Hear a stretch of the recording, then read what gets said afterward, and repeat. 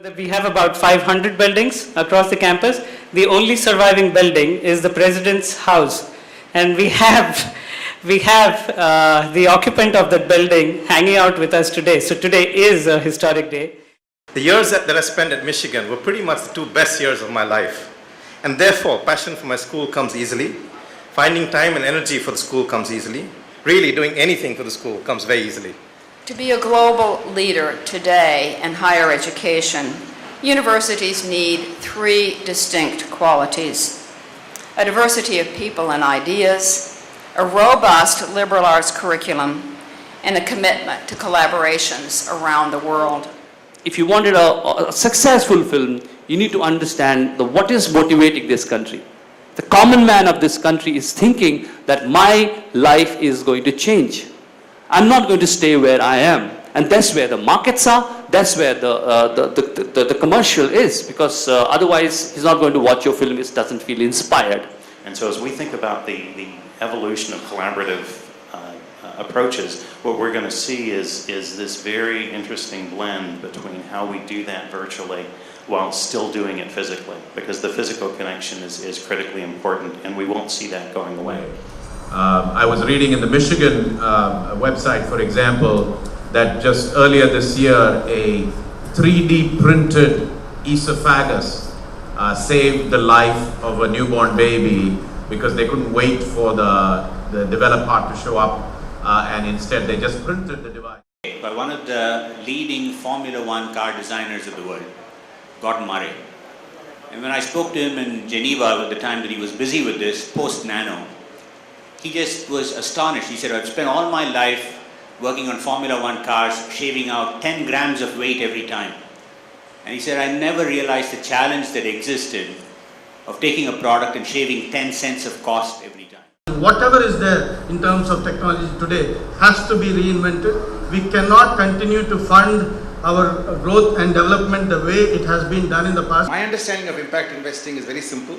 It's exactly what CK would talk about. It's driven by innovation, has an impact, and also provides economics in that sequence. It's an innovation that makes it great. And actually, if you look at India's income pyramid, it actually is not going to look like a pyramid at all.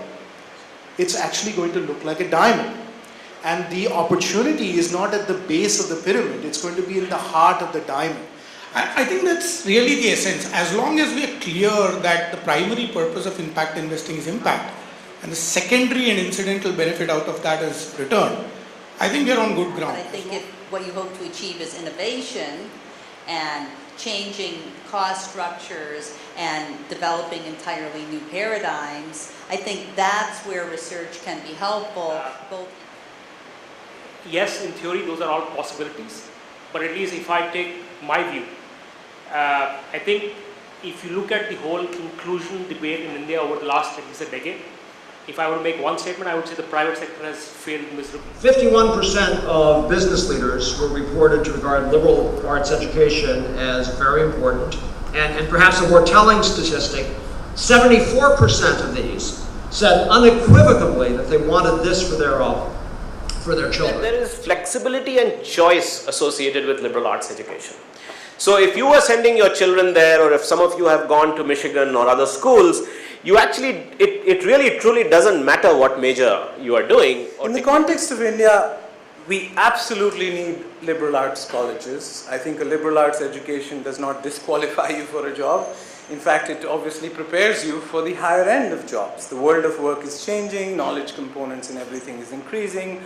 But is a liberal arts education the direct pathway to non-cognitive skills? I think that may be sort of overselling it. If on that 16 December case last year, the media hadn't gone hammer and tongs against it, the people of Delhi hadn't gone to the street and not been shown there, right? That justice would have never ever happened. And that has been a turning point in this country. So I propose to you that telling the story, the better that we can tell the story and the more we can define the audience we're telling the story to, the better our messaging will be. This is such a wonderful time for the country, because this is a time for change, and this is a time we can go anywhere. Yes, things might not be right, but that's the opportunity, and that's the most wonderful part of it. There are two primary choices in life. One is to accept things the way they are. The second is to accept the responsibility to change them. Really, it is every single person's thought, contribution, input, and a very democratic platform that is provided for them to really execute on that. That really is the University of Michigan India Conference in nutshell. And as with any democracy, there are some things that don't go according to plan, which happens in every conference, which happens in this conference as well. But at the end of the day, the sum of all the parts is what really makes for a truly remarkable day and a performance. So I think a round of applause for all of us for this conference.